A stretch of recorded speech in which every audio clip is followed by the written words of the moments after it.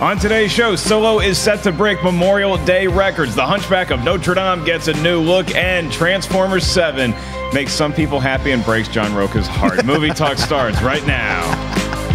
You know, what's wrong with people, I'm man? just glad you made it to set today. I didn't know what your state of mind was going to be this lovely morning. That is John Rocha, the big Transformers fan. This is Perri Nemiroff, who's a fan of, good movies. I am Mark Ellis, and before I have the glee of enlightening everybody as to what exactly is going on with the Transformers schedule and another movie getting pushed back, I am the host of Movie Talk, and thus it is my responsibility to let you guys know that this morning, you've probably seen on social media, it is trending that Morgan Freeman has been accused of sexual harassment and inappropriate behavior on multiple sets by multiple women. And the reason why I bring this up is not to have some sort of debate about it because it's really early in the process, but just to let everybody know you watch a show about movies, and Morgan Freeman is a guy who's very involved in movies. He's a beloved actor and narrator of a lot of different things, but this is the world we live in, and I say that people are going to have a lot of debate about this. Nobody's going to want to say, oh, well, yeah, Morgan Freeman, let's just burn him. No, people love Morgan Freeman, and that's the problem you have with this, that is somebody who is so beloved, or such this archetype of great acting and this spiritual leader. The guy played God in movies, for goodness sakes, but if he's acting inappropriate on set, nobody's above that law. And for people to consider the Me Too movement or Time's Up something that was, oh no, that was last year, it's not associated with a year. It's never going to be associated with 1 year until people learn how to behave properly on set. And until that happens, regardless of what your stature is, then I hope these stories keep coming out, because it's important that everybody feels safe in their workplace and in their personal lives. We move on to a story that is a little bit easier to talk about, and that would be Transformers 7. Maybe now, for you. It's fun for me to talk about this, and I have a silver lining for you, John Rocha, and I will tell you why. Because the news is that Transformers 7 hasn't been pushed back. It's been taken off the slate entirely. No more Transformers 7 movie. We're going to get Bumblebee, and then that's it, dunzo. But it's not dunzo. We know that the movie is going to happen in some form. It's just going to be a rebooted Transformers. And here's the happiness that I bring to you this morning, John, is that you're not going to get Transformers 7, which is good. You don't want a continuation of the 6 movies that we already got. What you want, Honey Bear, is you want a rebooted Transformers that could involve Micronauts or G.I. Joe or Rom, the super space alien. That's what you want, and this just means that what we're going to get, which is this shared universe and a rebooted Transformers, is going to happen sooner rather than later. So get that other movie out of the way, and let's bring on the new Transformers. Is that how you see it? Listen here, don't put the cloak on me, because I'm going to shake it off like James Brown and keep going. I'm telling you right now. Listen, I get it. Look, this makes sense business-wise for Paramount, because that last film did not do well financially in comparison to the other films. But I will say this. These are, for me, they were always fun, stupid films, right? These aren't great filmmaking, but you cannot argue the attention to detail Michael Bay did with creating these Transformers, the look of it all, and it obviously appealed to a lot of people. If it made $4.5 billion total in its releases all worldwide, so that speaks to not quality, but it certainly speaks to success, right? So you can argue, oh, they weren't good movies, whatever, but you might find yourself on an island because apparently $4.5 billion worth says people enjoyed going to see these things multiple times. That being said, I get it financially, it's going away, but guess what? It's going to come back, and you keep wondering what version is going to come back. If it comes back with a different director, a different script, different actors, and it tanks, then what? Then what? Then what are you going to whine about and cry about and complain about in your dirty diapers? What are you going to do then? You're going to have to, then I'm going to be like, you have to be like, oh, well, Michael Bay must have found something right because he made billions of dollars directing these movies, and this Joe Schmo who came along, or Jane Schmo who came along, couldn't make the same kind of money.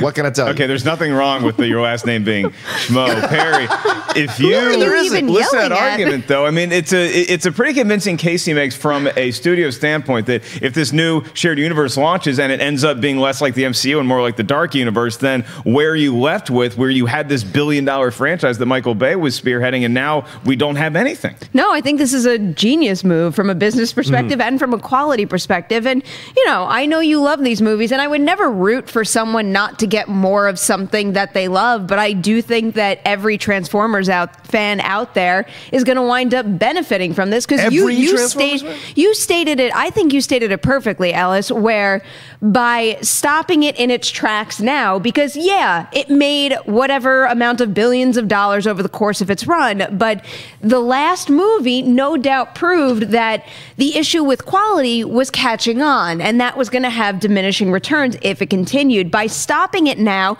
putting the focus on Bumblebee, and then with Allspark Productions looking forward at what they can do with building a shared universe, I do have faith that Paramount and Allspark, they know how important that brand is, and they know how big of a fan base that is, and if they put the time, care, attention, and money into making this a quality franchise now, then everyone could be happy, and Transformers could maybe even gain new fans.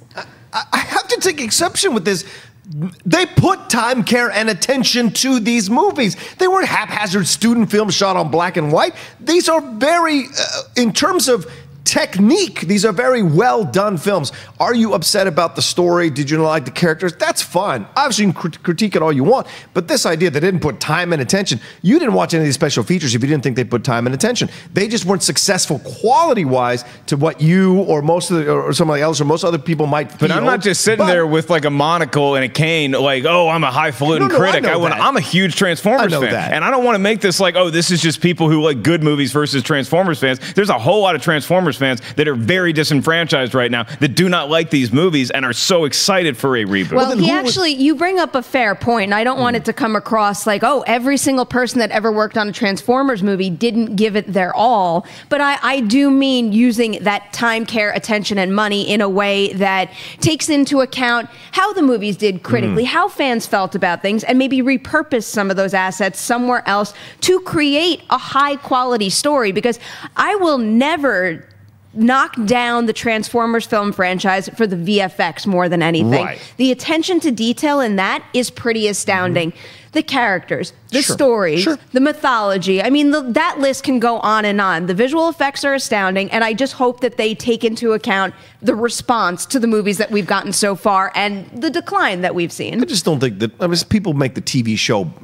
It wasn't Citizen Kane, for God's sakes. And so this is what frustrates me sometimes. It wasn't even Rosebud. Like Citizen Kane light. Yeah, right. Omicron. But like it was a fun TV show with some very terrible plot lines that you could poke holes in left and right. So Michael Bay did something with this, made $4.5 billion. But I get it. Like, would I like to be Jon Snow? I'm tired of being Jon Snow in this industry, in this sphere, because people were going nuts tagging me on Twitter yesterday about, oh, Rocha's crying.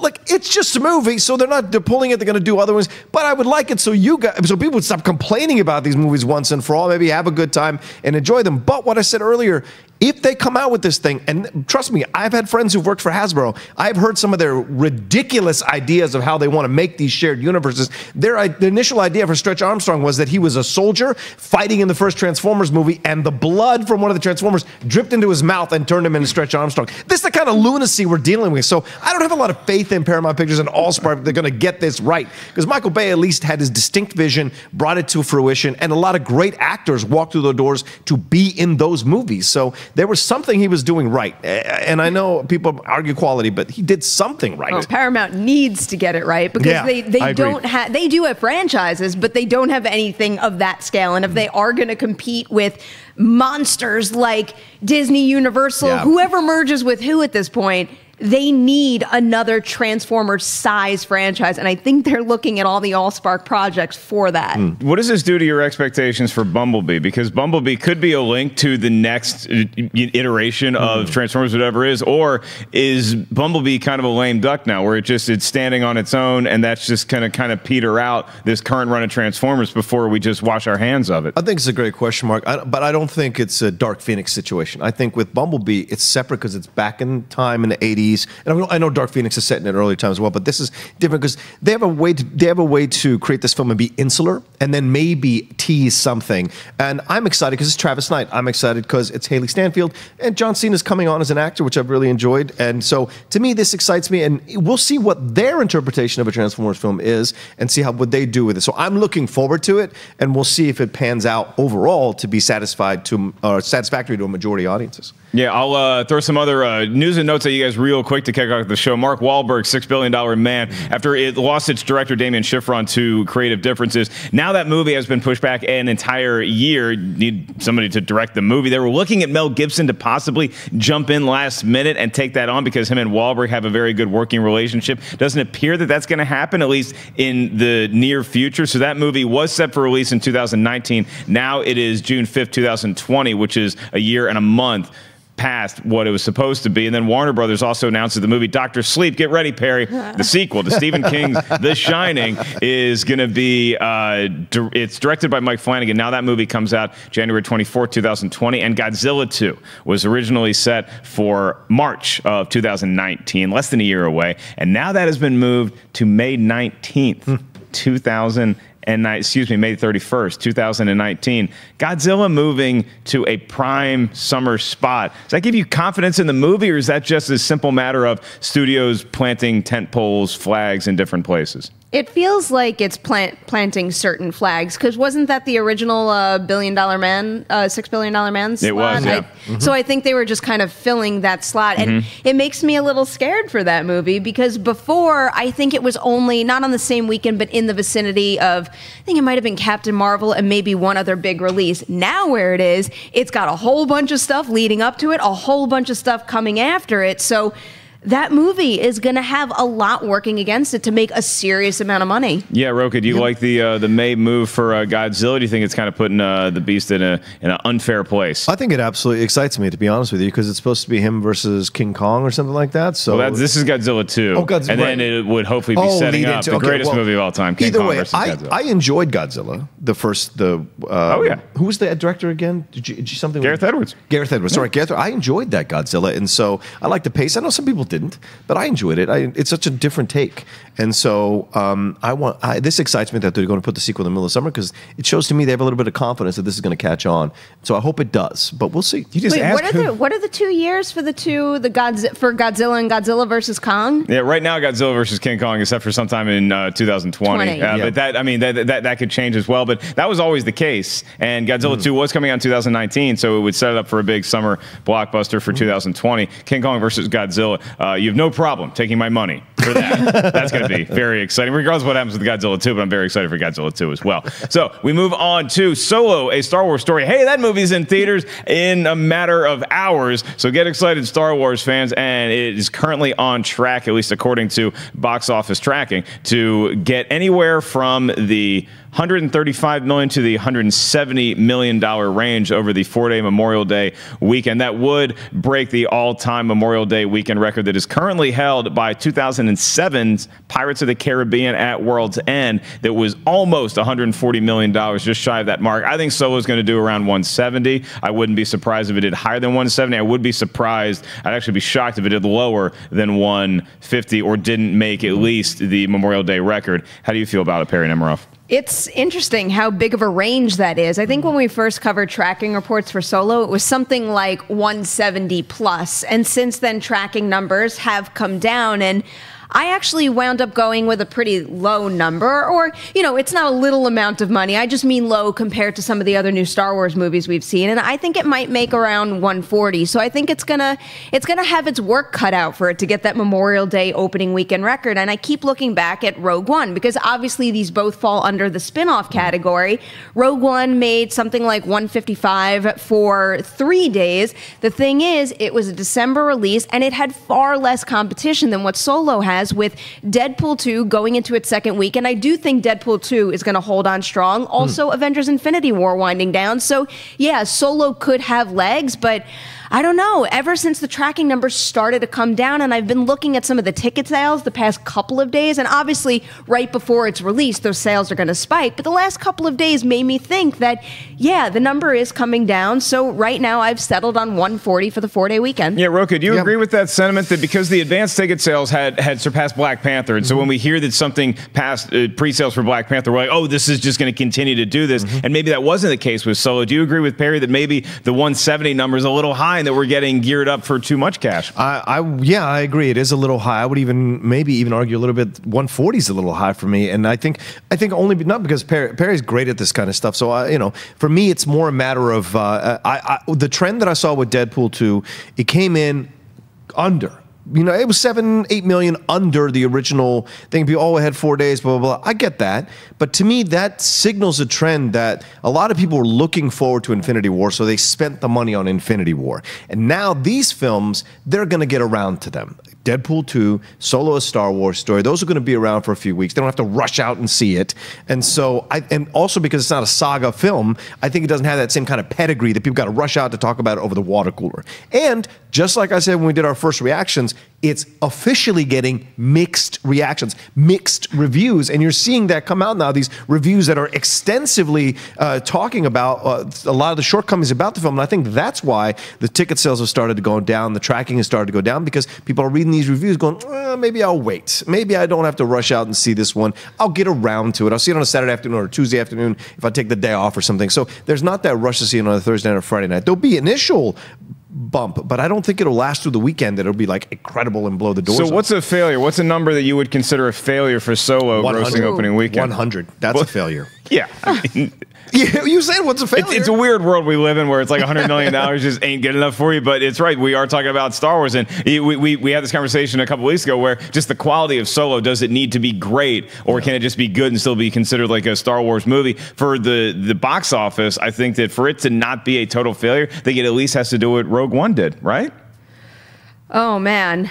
I mean, really, it comes down to legs, but I don't even think Rogue One numbers would be the greatest for this, because we can't forget this movie went through a lot of production problems that no doubt ballooned its budget a little. So I think they really do need to, in order for it to be a huge success, they need to top Rogue One. But I don't think they're really looking at it that way right now. With everything that happened after Last Jedi and with everything that happened on this production, I think if they come a little higher maybe than breaking even, and they just keep the positivity of Star Wars alive, because that's another thing that we really can't overlook right now, whether anybody on this panel agrees with it or not. But I am just seeing boycott Star Wars all over the place, and those are hardcore fans. Those are people that are going to rush out to see it opening weekend, and they're calling to boycott. I really do think that could affect these numbers a little too. Yeah, I mean, I hope all that talk of boycott, it's just like anything else where you hear a very vocal but a huge minority of people. It's a very small group of people that just are very, very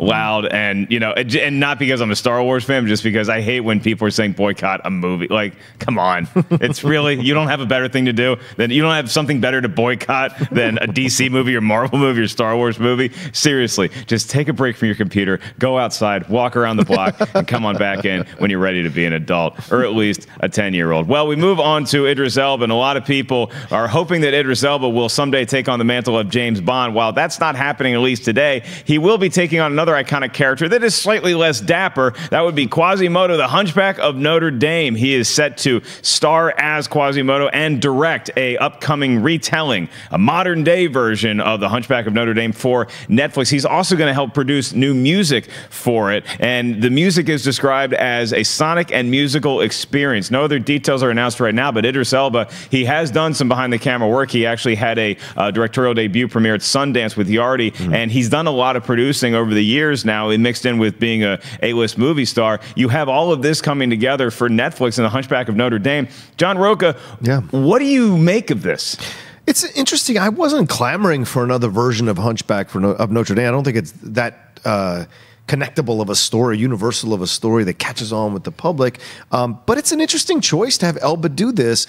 And Elba's an incredibly talented guy. I mean, he hosts a show about cars. He's a DJ. He does also, him doing the music is not a surprise. Like, this guy goes and DJs at clubs, makes money doing this kind of thing on the side.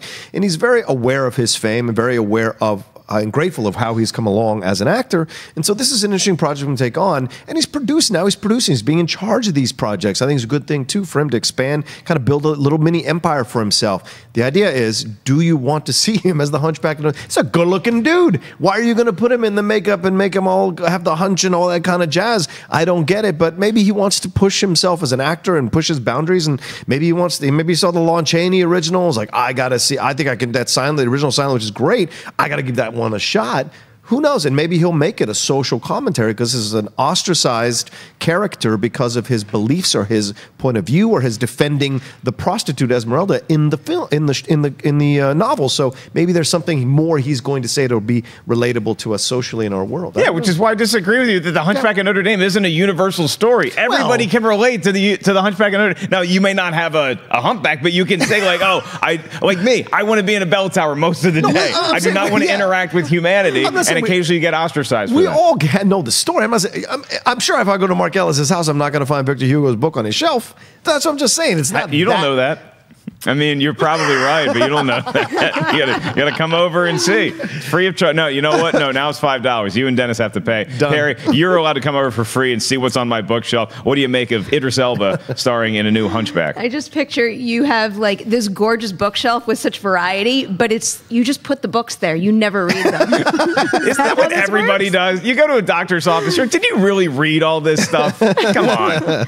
This is interesting. This is not exactly what I would have expected to read in a headline. Also because at this point in time, especially with all the Disney classic animated movies being turned into live action films, there's a very specific style and tone that's happening with those. And I don't really picture something like that being applied to this. And I want more details because I forget the terms that they use to describe, the music and how it's going to connect to the actual story in this adaptation. But I do kind of envision, and again, this is just me projecting my own theory on this project, but like, what if they make it modern or something like that? That is kind of the route. It does take place in modern day. It is modern day. Yeah, so it's modern day, and I think that's my point. Is that with Netflix, do you think that this is an easier bar to pass, just artistically? Because if this movie doesn't do well, I don't think it's going to have a huge stink attached to it, like it would if it was this big theatrical thing. Like if Les Mis had come out. Another Victor Hugo work had come out, and that was terrible, and Hugh Jackman was awful, and it just didn't work out. That would have been a major disappointment. That's a Christmas release in theaters. With Netflix, do you think it's a softer landing spot? Well, it depends how much money we're talking about. I mean, just recently we were talking about them spending, what was it, $150 million on 6 Underground. And then you bring back in the Disney live action adaptations that have a massive, massive budget, which, when you factor in the modern thing, I almost picture a more grounded, intimate telling of this where they could still apply the same themes from the source material and maybe even from the animated film to what he's doing here. More so than anything, though, I just want to see Yardy. I want to see what he can do as a director because I am vaguely aware of what the reactions to that movie were coming out of, I think it might have been Sundance that it premiered at, and I know that some of the critics weren't so hot on it. I'm going to make my own opinion when I get to see it, but I'm really curious to see what he's capable of as a director first. All right, more good news. A George R.R. Martin adaptation is coming to glorious life. Sit down, Game of Thrones fans. We're not talking about you. We're talking about The Ice Dragon. It's a George R.R. Martin work that first came out in 1980. It's a children's fantasy, and it's going to be made for the big screen, courtesy of Warner Brothers Animation. It's based on the George R.R. Martin source material. George R.R. Martin will act as a producer on the film. He might write the screenplay. We're not sure yet who's going to be penning the screenplay. If it's going to be him, somebody else, if it's going to be a collaboration. The story follows Adara, who's a young lady who meets this dragon, and she's flying around with this dragon. There's a special mythic ice dragon that she's hanging out with. Then another breed of dragon comes to town, and all heck breaks loose. John Rocha, you're a Game of Thrones fan. Is this what you wanted to hear George R.R. Martin working on? Something that's not Game of Thrones, but it still has dragons. Yeah, absolutely. I mean, I think we saw the ice dragon in the last season. Spoiler alert. So I'm happy to see this. I love the idea of it being a children's story. And, anything that keeps George R.R. Martin's work in our heads and in front of our eyes, I'm a massive fan of. And this is a really cool story, too. It isn't just your typical type of approach to this kind of person with a dragon. You know, there's more going on here and what it's trying to say. So to me, I enjoy it because it was originally something else. Then he converted it into a children's book. Now it's a movie. It was written as another story, which you convert into a children's book, and now it's this thing. So to me, it excites me. Sure. Yeah, it came out in 1980. Yeah. Reworked as a children's book in 2007. Does this sound like we're riding off the coattails of How to Train Your Dragon? Well, that was the first thing that came to mind because I'm not familiar with the source material. And the second I read what this was about, I'm like, oh, so it's like How to Train Your Dragon. But of course, this idea came before that. But still, How to Train Your Dragon in animated form hit theaters and was a huge success before this was ever in the works. Also, you know, I would probably have a better idea of exactly what to expect from something like this if I knew of a director and also a little more, because when I think of Warner Brothers Animation right now, my mind immediately goes to Lego, and I know they're working on some other things, but it's like if Illumination was announced for this, if Laika was announced for this, if Disney Animation was announced for this, I would have a much clearer picture in my mind. But looking at this image behind me in particular, you know, this does not look like a very kid-friendly visual to me. So I'm kind of just trying to take that and apply it to what at least sounds like on the surface like a nice, sweet How to Train Your Dragon story. And I love that story. I'm all for kind of that boy and his dog kind of spin on anything. In this case, it's a girl and her ice dragon. So I don't mind having both of these exist at the same time. As Game of Thrones fans, I don't know if you guys are big into the books, but he's still working on the Song of Ice and Fire. Does it bum you out? Like, would you rather have this movie as something else that he's working on, or would you just rather have him finish the damn book that so many people have been waiting to check out? I think you just kind of accept that he's going to get to it when he gets to it, because he's working on a prequel book too. So like, you throw this in and this in, and then eventually he'll finish that other thing. I think he's waiting for the series to end so that it will stand on its own without being compared to the currently with the series. You can read it after the series is done. I think that's why he wants to do it. And the prequel book is what really interests me now. Let's go back to see how all this came about that we're all obsessed about. So, you know, I'm cool with it. Perri, are you big into the Game of Thrones books as well? No, not really. I'm Mark Ellising with them. I have the first one, but I just haven't read it. I've become a gerund.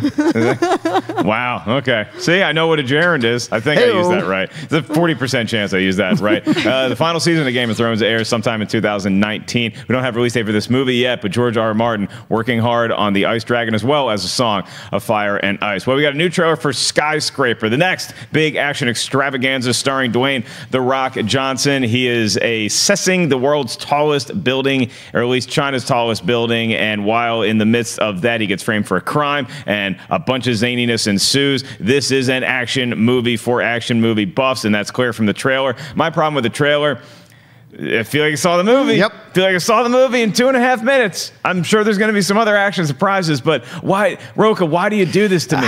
Why do you make a trailer, not you in particular, but you may have had something to do with it. Why do you make a trailer? I understand if this is some unknown action star, you have to show us all the cool things that happen, and I like most of what I saw in the trailer, but this is The Rock. This is a summer movie. Are you that desperate to sell the movie to us? Yeah. It's already got The Rock. Haven't we already bought tickets for this? Yeah, it's a 3-minute trailer. Even with the intro, which is only like 10 seconds, it's still a 3-minute trailer. So there's so much to watch here. And yeah, essentially it is Cliff Notes for the movie. And it's so frustrating. Even Naomi Campbell gets way more time in this trailer and gets out of these situations. You're like, wait, no. Let me see what happens. Don't show me what happens in this situation. That she gets out of that dude, I forget the actor's name, has got his arm around her neck, and then she hits him with the thing in his leg, and he lets go of the gun. All of that, you're like, oh, okay, so she gets out of that situation. So when he takes her in the movie, like by the neck, I know she's going to get out of it. There's a few things like that happen that they give away in most trailers, but I feel like this one went overboard. Do you think we're going to get more surprises in the movie, or that we actually did see most of the flick? No, I think we saw most of the flick. This is one of those typical like 80s action vehicles for a star, and that's what you get with The Rock. But I do like that we got a little more backstory about his stuff, how he lost his leg, the bomb. It's a trailer. How he met. We didn't need it for a movie. You know, we already were going to go. The Rock, we were going to go see you. We had the tickets in our hand, and now we can scalp them because somebody else is going to not have seen the trailer. Perri, did this trailer give away everything in the movie? Do you think, or is this a case like, because I recanted my statement on The Martian, because I still think The Martian trailer gave away way too much. Like, you didn't need to know that. We were already going to see the movie, but there was a lot more to The Martian than met the eye or the trailer. Is this more like The Martian, or is this just like, hey, we told you the entire thing? I do feel like I need to give a spoiler alert before I talk about this, but it looks to me like they gave away acts of the movie. Yep. Them moving into the tower, then he gets separated from his family, and then they take his daughter. And then that's the third act. Is that not the movie? It seems like it is to me. And I do think that they're probably desperate to compete with the summer competition, so they're showing a whole bunch of the highlight scenes. But I will give them some credit. This looks stupid fun to me. This looks like exactly what I would want from a skyscraper movie, a skyscraper disaster movie starring The Rock. So can I really complain? I guess not, because I'm kind of sold right now. Okay, but do people, and you all comment and let us know, and comment not just for yourself, but like for your family, your friends, like people who may not watch the show every day. Who are those people? Do we just get too obsessed with, like, do normal everyday people care if they see too much in a trailer, or does it bother them the way that it would bother us? That's a good question. Who are the Rock's fans that are going to go see this? Do they care that they're seeing 3 minutes of this trailer? Are they dissecting, oh, he showed me too much, I'm not going to go see the movie? No, people go see The Rock to see The Rock. I mean, Jumanji made its money because of the charm of The Rock and his interactions with Kevin Hart and Jack Black and Karen Gillan. But look at Rampage. Rampage did okay, didn't do great. But people still went for the initial thing. And that's what these are. This is just to keep The Rock in motion until he gets the bigger thing and then the bigger thing. But he'll always come back to these because they just kind of pad his resume in a good way, and he likes to work.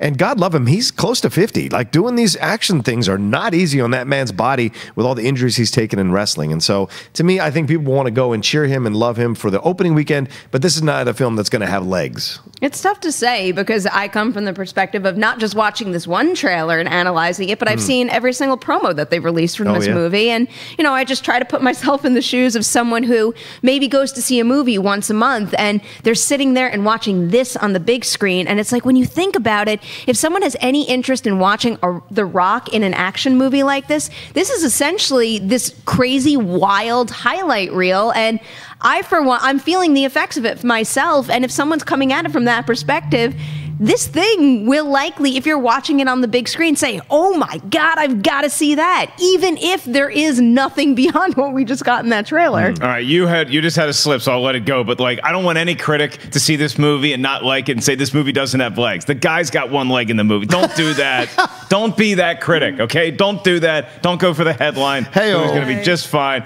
I guess people just don't care because they know what's going to happen, but they also saw The Rock wrestle for years, and you go to a wrestling show, you probably know what's going to happen. How dare you? Probably make it oh, man, I can't believe Gravedigger came out and punched Bonesaw. That wasn't supposed to happen. It's probably supposed to happen. One more news story to get to, then we're going to take your live Twitter questions. So go ahead and start tweeting us right now at Collider Video and use the hashtag Collider Movie Talk. Makes it easier for me up here to find it. Our last story, It Chapter 2. More Stephen King, Perry. Buckle your seatbelts. The cast has grown. Jay Ryan has now been tapped to play the adult version of Ben. So now we are rounding out our cast of the adults that come from these kids that we love so much. In the first It, the movie, comes out September 6th of 2019. Does this casting register on your scale at all? It's tough because I didn't watch that Beauty and the Beast show. I know he has more on his resume than just that, but I'm not familiar with him. And, you know, this is the problem with talking and getting excited about fan casting is then the casting happens and it's hard not to feel a little deflated when, let's say, Chris Pratt isn't cast in one of these roles, but in Andy Muschietti, I trust. And if this guy, in his eyes, is the best person for this role, I can fully get behind that decision. And Ben, hopefully, will be a big part in this movie. So I am curious to see how good this guy does in the role. And now that we have this, I am turning my attention to Mike. Does this mean, because now we have him, we have Andy Bean, we have James Ransone, who they're all probably very talented. I've seen the other two in a couple things, and I can confirm that they're talented, or I think they are. But it's not the same level as a Jessica Chastain, James McAvoy, and Bill Hader. So what is this seventh role? Which side of that divide is it going to fall on? And, you know, again, my mind immediately goes to fan casting. I want to see a David Oyelowo or Chiwetel Ejiofor take that role, but I wouldn't be surprised if it was someone new, and if that's the case, good for them. I'm looking forward to seeing them in this. Yeah, Rocha, the fear with casting like this is that if you see really famous people that you've heard of and then people who are up and coming, I mean, this guy's doing a lot both behind the scenes and, in front of the camera, you're like, okay, well, the less famous people are going to be the ones that eat it at the hands of the clown. Because I didn't read this book, not by Victor Hugo. I didn't read this one either. And it's like you worry that, oh, well, of course we know who's going to survive and who's not. I don't think that's going to be the case with this at all. I love this casting because I like that we're putting together a nice team. Not everybody's an A-lister. We're focusing on the story here and the very terrifying clown. Yeah, well, listen, this is an interesting thing to look at because people are like, well, like I saw some tweets, people are like, oh, no major stars were in the first one and it made $700 million. Yeah, that's true. But those are kids. You allow for it. Pennywise was the selling point. Did Pennywise succeed? It did. So now you've established that Muschietti can direct the hell out of this film. Now you look forward to seeing what he can do with the sequel. And if you fan cast it, I think it still would have worked. And it would have been interesting because you've already laid the groundwork that people are excited to see what happens in the second part. And they're going in with well-known actors that they can connect to and follow as they react to what's happening in the film. Now, this is a mixture of both. And I think you're right to feel that way, that you think, oh, these guys are going to they're the red shirts, to use a Star Trek reference of this situation. But I think more than anything else, you cast the three people that you're going to focus the film on the most as A-listers. Then these up-and-coming actors come in and take these spots, and they may not be in the movie as much. Even though they may be in the book as much, they may not be in the movie as much in a certain way. So this will be interesting to see, because some people are clamoring to have no names in there and just let it be a bunch of no names in there. So now we got a mix, and we'll see how they work it out. But that's my initial reaction to it. It means that they're not going to have as big of a part. And apparently everybody works out in this place because they look really pretty when they get to adulthood. So we'll see how that's what happens. Hey, one day you and I are going to grow up, and we're going to turn into find a set of weights, male models, and I think Adam's got a weight set in the corner there. It looks like something like Jack LaLanne brought in from the 30s. There's in our studio. There's just like two random sets of dumbbells. It looks like two strongmen with the huge mustaches that ride unicycles in. They're just like lifting them I don't know who's doing it, but they're there. If you ever come to the studio, we have weights for you, so you can get a good workout in your meantime. All right, we're going to remind you guys that this is not the only show that we do here on a daily basis at these weight-infused Collider studios. Subscribe right here to Collider Video, because on a weekend we also have Mailbag, which is hosted by that young lady right over there, Perri Nemiroff. Give us any sneak teases of a good mailbag that might be happening this weekend. And while you're thinking of that, I will remind everybody that this is also in podcast form. If you subscribe to the Movie Talk podcast, you can go to Podcast One, Apple Podcasts. You get Movie Talk every day. You also get Mailbag. And you also get Afterthoughts, hosted by Ryan and Jay, which you were apparently a guest on. I was. How was that experience? It was delightful. But it really is. I think they do a great job on that podcast, and it's really encouraging to talk to people and have like a real conversation with people who are so enthusiastic about what we do, because I know we all are, and sometimes the internet isn't a nice place. So when you talk to someone who these shows make a difference in their day, it warms my heart. Give you all a big Kentucky thank you. All right, Mailbag. Back to that. Mailbag. So we got a whole bunch of topics. We're talking a little Avengers, a little superhero Star Wars, that kind of stuff. But then we got some good behind-the-scenes questions, and one of the ones that I picked, I'll tease right now, because I found it interesting, and I know it could not have a good end, but someone had asked who we have the most chemistry with on camera, and it was making me think, though, how special and unique that chemistry can be with various people, and how it's a different kind of connection, and you could love, like, share same interests. Like Riley and I love horror. This guy gives me problems all the time. It's not great chemistry on camera if you just continue to shoehorn your way into her shot. Yeah, this will affect my answer. So if you want to see what my answer winds up being, tune into Mailbag this weekend. Will we get a definitive answer? I don't want like hemming and hawing. I want a definitive answer who you have the best chemistry with on camera. Dewey. Okay. Son of a... That was the easiest question. Nobody can compete with that. I will defer to Brianne Chandler, Miss Movies, who said one time that I just have good chemistry with everybody. Thank you, Brianne. Oh, gosh. Thank you. Okay, going to remind you guys that later on today, we also have a very special episode. If I have good chemistry with anybody, it's Denny's. And Denny's is sponsoring another Jedi Council. We taped it live at Denny's. Going to be up later on today, so keep your eyes open for that, as long as a bunch of Solo and Deadpool 2 coverage. We move on to live Twitter questions. I'm very excited to kick off with this question that I just spotted, because it is from BB Ava at Dutch Movie Buff. It's your birthday today. Happy birthday. Hey, Mark, today's my birthday. So my question for you guys today is, can Rocha sing happy birthday? No, I'm sorry. That's not what it said. It said, what is your favorite movie about a birthday? About a birthday. Yeah. Favorite movie about a birthday. The first thing that comes to mind, to give him more time to think, is I really did like Happy Death Day. And if you looked at that thinking it was like cheesy slasher stuff, there is that campy vibe to it, but I thought that they used that idea to really great effect. And that Jessica Roth is such a good lead in that. I'm very curious to see what they do with the sequel, but check out that first one first. It's a lot of fun. She's so on brand. It has to be a horror. She's so on brand. 16 candles. I bought you time. You should be saying 16 candles. What a great, that's all about her birthday, right? And finding someone and all her parents forgetting her birthday and all that kind of jazz. 18 again. Not seen a lot. Charlie Slatter, George Burns, I think, where he turns 18 and then they switch bodies. Back when we were doing that in the 80s, doing those switching bodies movies. That's a fun little birthday movie. And I don't know if there's is Home Alone. Is it his birthday when they leave him? No, it's Christmas. Christmas. Yeah. That's right. It is Christmas. Birthday 13 movies. going on 30 is so much 13 going fun. on 30. Jennifer Garner is fantastic in that movie. So is Andy Serkis. I always forget he's in that, and then I watch it, and Mark Ruffalo is just the quintessential sweetheart in that movie. Another wacky thing happening around a kid's birthday. His dad can't tell a lie. That was his one wish. Liar.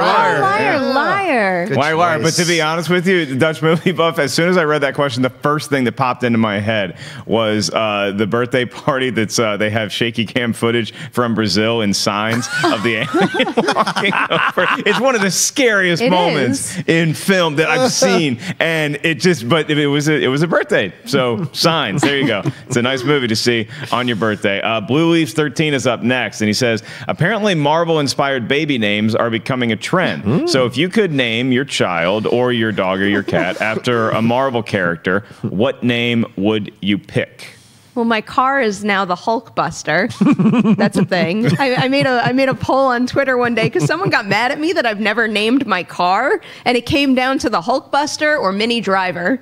Hulkbuster. Why do you have to? You know what my car's name is? Ford Fusion. The third, because it's my third Ford Fusion.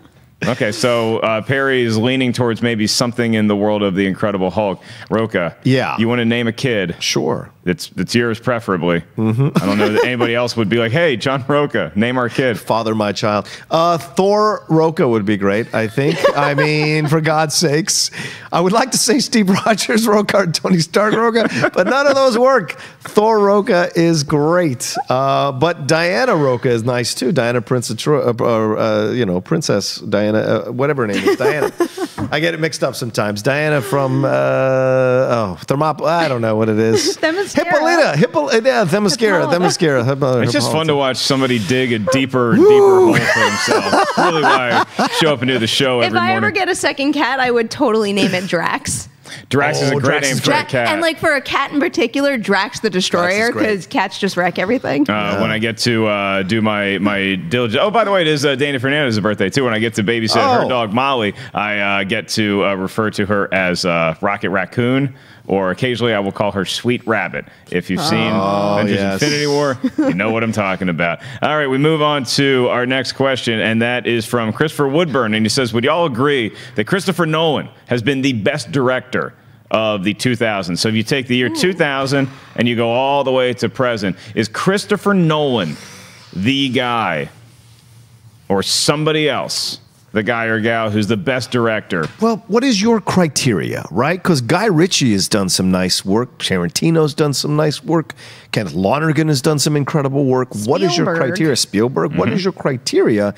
But I think if you're looking at films that really take advantage of the medium of film, then Christopher Nolan is absolutely a great choice. And he's very influenced by Stanley Kubrick. For people who are going to see 2001: A Space Odyssey in the theaters now, because it's back in theaters now, he personally curated that transfer because it is his favorite film. So I will say that that's a fantastic choice to make. I don't think I could pick one person, but I think he would be part of the group, and you could probably bet where my mind is going right now. Is it a horror place? Well, a little bit. James Wan.